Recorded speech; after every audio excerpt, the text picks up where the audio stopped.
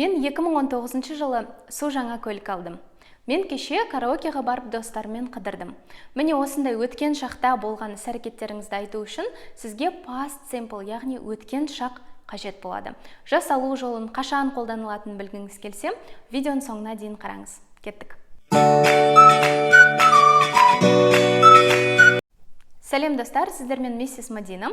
Біз бүгін ең көп қолданылатын, ең маңызды шақтардың бірі past simple, яғни өткен шақпен толық танысатын боламыз. Формуласы subject plus verb to or ed. Subject дегеніміз мұнда зат есім, яғни мен, сен, сіз сөйлемде бастауыштың қызметін атқаратын барлық сөздер. Және етістікке дұрыс етістік болса ed жалғаймыз, ал егер бұрыс етістік болса, біз оның екінші формасын аламыз. Егер дұрыс, бұрыс етістіктер туралы мүлдем білмейтін болсаңыз, видеоның астына сілтеме тастап кетемін. Менің арнайы irregular verbs and irregular verbsке арнап түсірген видеомды көруге сіздерге кеңес беремін. Сонымен past simple егер дұрыс етістік болса ed жалғаймыз, егер бұрыс етістік болса екінші формасын аламыз. For example, work. Work – жұмыс істеу. Work. Бұл дұрыс етістік болғаннан кейін жай ғана бұған ed жалғаймыз. I worked, you worked, we worked, they worked, he worked, she worked, it worked. Яғни жұмыс істеу.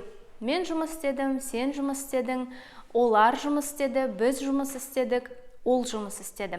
Міне осы сөздердің барлығын біз жай ғана work сөзіне ed жалғау арқылы жасадық. Ал buy деген етістікті алып қарайтын болсақ, бұл сатып алу. Buy сөзі бұрыс етістік, сол үшін оның үш формасы бар. Buy, bought, bought. Екінші формасы бізге міндетті түрде қажет болады. I bought, мен сатып алдым.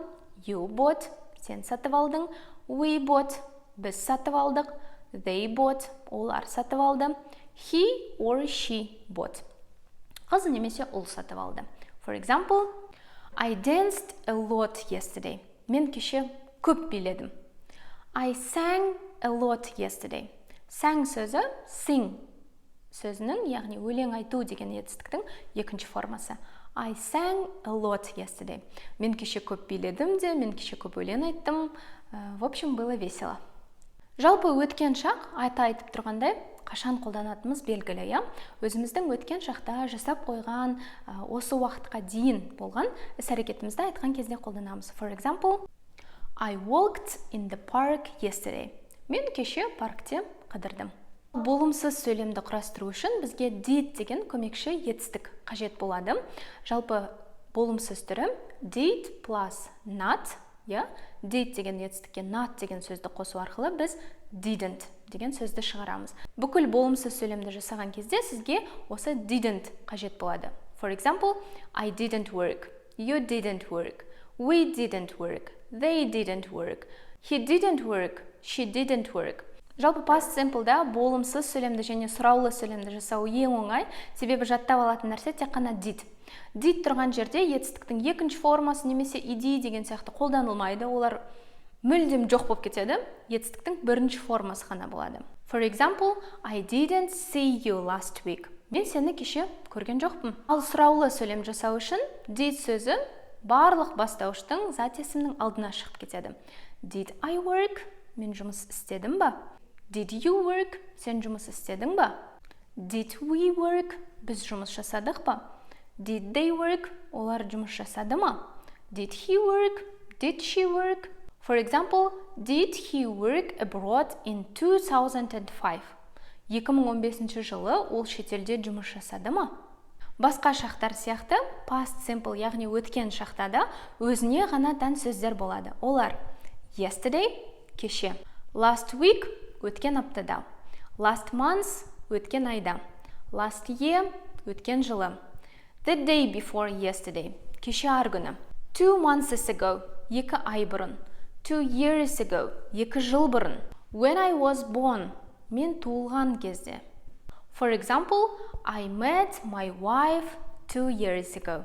Мен өзімнің әйелімді 2 жыл бұрын кездестірдім. I watched TV last week. Мен өткен аптада телевизор көрдім. I read an interesting book last week. Өткен аптада мен өте қызықты кітап оқыдым. She finished her homework at 5 o'clock. Ол сағат 5-те өзінің үй жұмысын бітірді.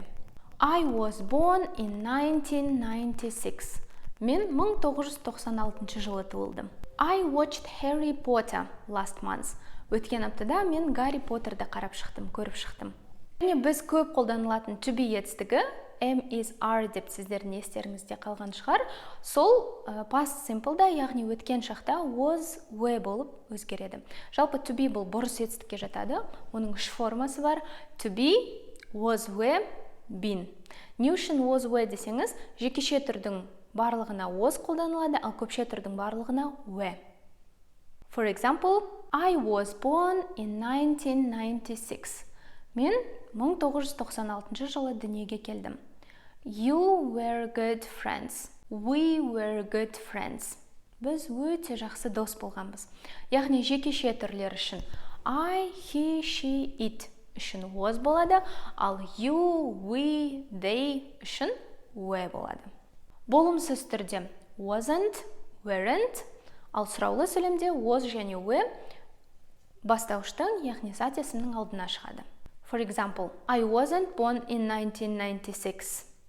We weren't good friends. Was I born in 1996? Were we good friends?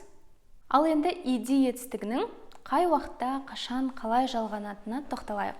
Жалпы бүкіл етістіктерге ed жалғанады. Егер етістіктің соңы дауыссыз кез келген әріппен бітетін болса, онда оған жай ғана ed жалғаймыз. For example, walked, answered. Ал егер етістіктің соңы и әріпімен бітетін болса, онда оған жай ғана d жалғаймыз. Себебі мұнда уже и бар. For example, smile, smiled. Ал егер етістіктің соңы w мен бітетін болса, дауыссыз, онда біз оған I, ed жалғаймыз. For example, cry, cried. Егер сабақ сіздерге түсінікті болса, видеоның астына комментарийге past simple'ге байланысты 3 мысал қалдырып кетуіңізді сұраймын. Себебі кез келген жаңа тақырыпты үйренгеннен кейін міндетті түрде практика қажет болады. Практика барысында сіздер толық past simple'де қалай сөйлем құрау керектігін толық меңгеретін боласыздар. Past simple'ды еске алған кезде міндетті түрде формуласын ғана жаттап алыңыз. Subject plus verb to or ed. Яғни етістіктің либо екінші формасы, либо ed жалғанады. Егер видео ұнаса, лайк басып, комментарий жазып, каналға тіркелуді ұмытпаңыздар. Сіздермен болған миссис Мадина. Goodbye.